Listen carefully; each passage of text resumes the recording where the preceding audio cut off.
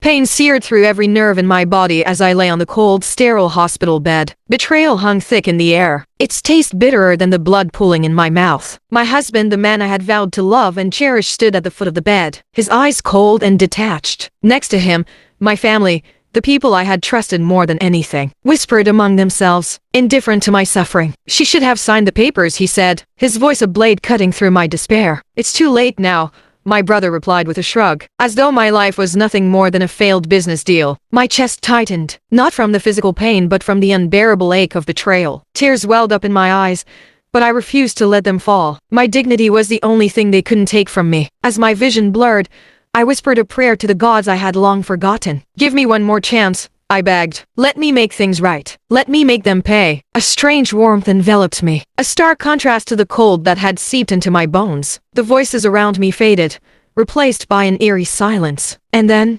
darkness. When I opened my eyes, I was no longer in the hospital. I was standing in my old bedroom, surrounded by familiar things I hadn't seen in years. The calendar on the wall read 5 years earlier. My hands trembled as I touched my face, my skin unmarked and youthful. A laugh bubbled up from my throat, half hysterical and half incredulous. The gods had granted my wish. I was back, 5 years before my wedding to the monster who had destroyed my life. This time, I would not be a victim. This time, I would play the game and win. The morning sunlight streamed through the lace curtains of my childhood bedroom, illuminating the floral wallpaper I had once detested. I stared at the calendar, the red circle around a date just 3 months away. My wedding day. "Not this time," I whispered, my voice steady despite the storm of emotions raging inside me. Memories of my past life flooded back in vivid detail. The lavish wedding, the honeyed lies, and the cruel truth that followed. Andrew, my husband, had married me for my family's wealth, only to turn my relatives against me and strip me of everything. I had been nothing but a pawn in his twisted game. But now,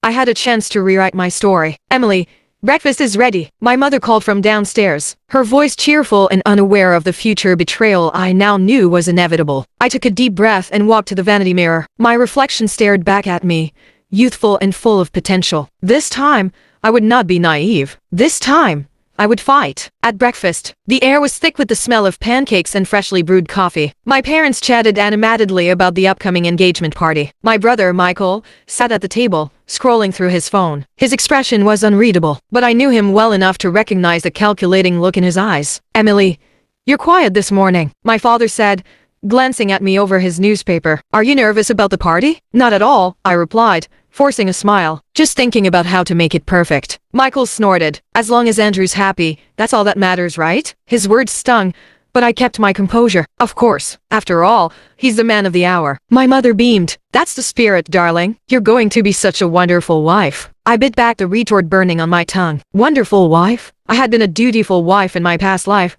and where had that gotten me? Betrayed and abandoned. Later that day, I met Andrew at a cafe. He was as handsome as I remembered, with his sharp jawline and charming smile. But now, I saw the cold calculation behind his eyes. "Emily," he said, taking my hand in his, "you look beautiful as always." "Thank you," I replied, masking my true feelings with a demure smile. "I wanted to talk to you about the engagement party." "What about it?" he asked, his tone casual but his eyes sharp. "I was thinking we should keep it small.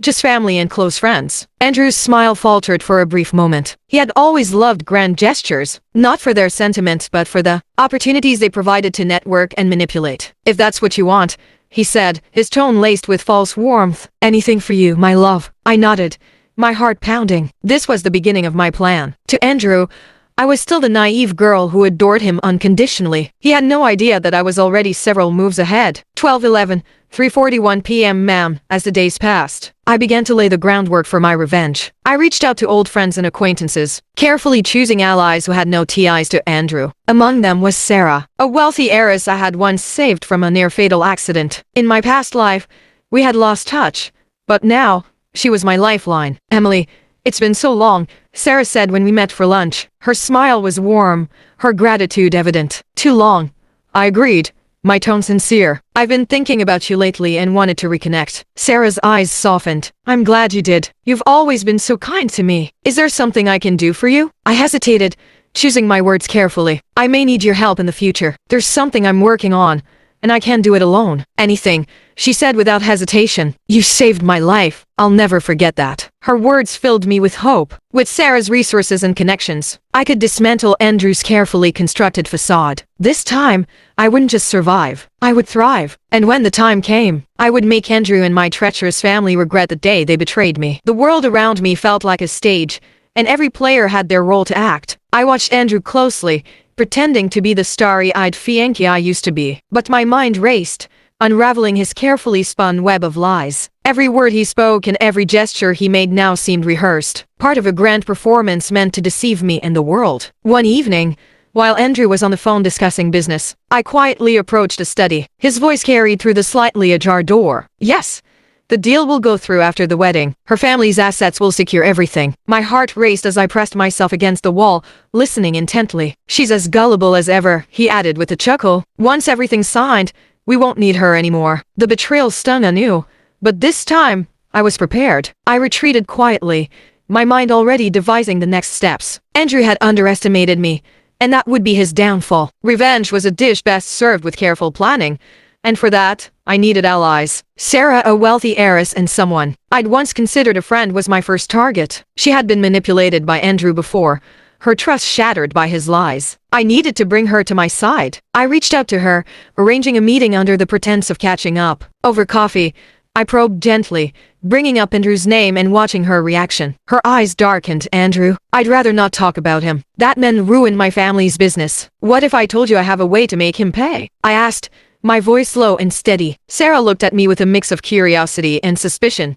Go on. I leaned in closer, lowering my voice. But first, I need to know I can trust you. As Sarah and I began to plan, I returned home, determined to maintain my facade with Andrew. Every interaction was a test of my resolve. At the same time, I began planting subtle seeds of distrust in his mind. One evening, as we dined together, I casually mentioned an old friend who worked in legal consultancy. He's brilliant, I said with a smile. Maybe I'll have him review some of the wedding contracts, just for peace of mind. Andrew's hand froze mid-air, his fork hovering over his plate. That won't be necessary, he said, his tone a little too sharp. I tilted my head innocently. Oh, but it's standard practice, isn't it? I'd hate to miss something important. His lips curled into a tight smile. Of course.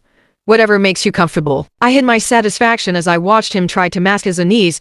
The game had begun. The engagement party was a grand affair, just as Andrew had insisted. Lavish decorations adorned the hall, and guests mingled in their finest attire. But for me, it was a battlefield, and every interaction was a strategic move. I maneuvered through the crowd, speaking to key players in Andrew's business circle. My questions were subtle, but their answers revealed the cracks in Andrew's empire. I learned about deals he'd concealed, partners he'd wronged, and enemies he'd made. As the evening wore on, I found Sarah in a quiet corner. Are you ready? I asked. She nodded, her resolve evident. Together, we set our plan in motion, using the party as a cover to gather more information and weaken Andrew's network. Sarah was an invaluable ally. She had resources I could only dream of and a personal vendetta against Andrew that fueled her determination. In return, I offered her a chance at redemption to reclaim her family's legacy and see Andrew brought to justice. Why are you doing this? Sarah asked one evening as we pored over documents in her penthouse. I met her gaze. Because he took everything from me, and I refused to let him win. She nodded,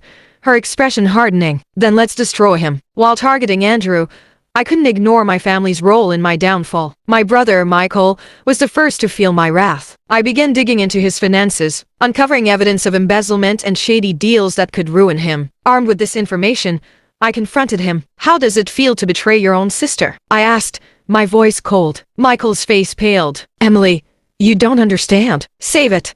I snapped. You've made your choices, and now you'll face the consequences. Andrew's suspicions grew as I continued to outmaneuver him. He confronted me one evening, his eyes blazing with anger. You've changed, Emily. What are you hiding? I met his gaze with a calm smile. Nothing you wouldn't approve of, dear. After all, we're partners, aren't we? He didn't respond, but I could see the doubt creeping into his mind. Good. Doubt was the first step to his unraveling. Sarah played her role flawlessly, feigning interest in Andrew to divert his attention. Her charm and wit disarmed him, making him believe she was just another conquest. He's falling for it, Sarah reported one evening, her eyes glinting with triumph. He thinks I'm on his side. Perfect, I replied. Keep him distracted while I take the next step. In a bold move, Sarah and I announced our marriage, shocking everyone, including Andrew. The partnership solidified our alliance and gave us the leverage we needed to take control of key assets. Andrew's fury was palpable. "You think this will stop me?" he spat. I met his glare with a cold smile. "No, Andrew, this is just the beginning." With Sarah's resources and my strategic planning, Andrew's business empire began to crumble. We targeted his key partnerships, exposing his deceit and undermining his credibility. Each loss chipped away at his confidence, and his once flawless facade started to crack. One by one, his allies abandoned him. News of his financial troubles spread, and his enemies seized the opportunity to strike. Andrew was no longer the untouchable businessman he once claimed to be. Meanwhile, Sarah and I worked behind the scenes, using every connection and piece of leverage to dismantle his empire. My family's betrayal still lingered like a wound that wouldn't heal. I turned my focus back to them, ensuring they paid for their role in my suffering. My brother Michael's embezzlement was exposed, leading to his downfall. My parents, who had stood by and watched my destruction, found themselves ostracized by their social circle. The world they had worked so hard to maintain now crumbled around them. It wasn't enough to destroy Andrew. I needed my family to understand the pain they had caused. Confronting them brought no apology, only silence and shame. But I didn't need their remorse, just the knowledge that they could no longer hurt me. With Andrew and my family reeling, I found myself haunted by memories of my former life. As much as I wanted to leave it all behind, the scars remained. Sarah noticed my restlessness and encouraged me to take a step back from the chaos. "You've done enough," she said gently one evening. "Maybe it's time to start thinking about what's next." Her words stayed with me. Revenge had been my driving force. But now that I was nearing my goal, I had to decide who I wanted to be. The question lingered, unanswered. Amid the chaos, an unexpected connection began to grow between Sarah and me. What had started as a marriage of convenience evolved into something real. She saw the person I truly was, and for the first time in years, I felt seen and understood. "You don't have to do this alone," she said one evening, her voice soft but firm. "I'm not used to having someone in my corner," I admitted. She smiled. "Get used to it." The final stage of our plan required precision. Andrew had one last card to play, a hidden account that could save him from ruin. But with Sarah's resources, we traced it and froze the assets before he could act. The look on his face when he realized he was truly defeated was one I would never forget. "You'll regret this," he hissed. I leaned in, my voice calm but deadly. "No, Andrew, I regret ever trusting you. But now, I'm free." As Andrew's world crumbled, I found myself reflecting on what I had gained and lost. Revenge had brought satisfaction, but it had also taken its toll. The constant scheming and manipulation had left me exhausted. I realized I needed to let go of the past to truly move forward. Sarah stood by me through it all, her unwavering support a beacon of hope. "We did what we had to," she said one evening, her hand in mine. "Now, it's time to start living." With Andrew out of the picture and my family's betrayal exposed, Sarah and I focused on building a new life together. We invested in projects that brought us joy and gave back to the community. For the first time in years, I felt a sense of purpose beyond revenge. "This is just the beginning," Sarah said as we signed the papers for a new charity, focused on supporting women in business. "Together, we can do anything." As we built our new life, I reconnected with old friends and formed new relationships. I realized the importance of surrounding myself with people who genuinely cared for me. Sarah's family welcomed me with open arms, offering the love and support I had always longed for. It was a stark contrast to the family I had left behind, but it felt right. For the first time, I understood the meaning of true loyalty and love. One day, I visited Andrew. He was a shadow of the man he once was, his arrogance replaced by bitterness and regret. "Why did you do it?" he asked, his voice barely a whisper. I met his gaze, unflinching. "Because you left me no choice. You destroyed everything I loved, and I made sure you could never do it again." As I walked away, I felt a sense of closure. Andrew no longer had power over me. The chapter of my life that had been defined by pain and betrayal was finally over. Standing on the balcony of our new home, Sarah and I watched the sunrise together. The city stretched out before us, full of endless possibilities. "We've come so far," she said, her voice filled with emotion. "And it's only the beginning." I smiled, taking her hand in mine. "The gods gave me a second chance, and I used it to take back my life. Now, it's time to live it on my own terms." The warmth of the sun on my face felt like a promise of better days ahead. I had faced betrayal, pain, and loss, but I had emerged stronger. With Sarah by my side, I was ready to embrace the future and all the joy it would bring.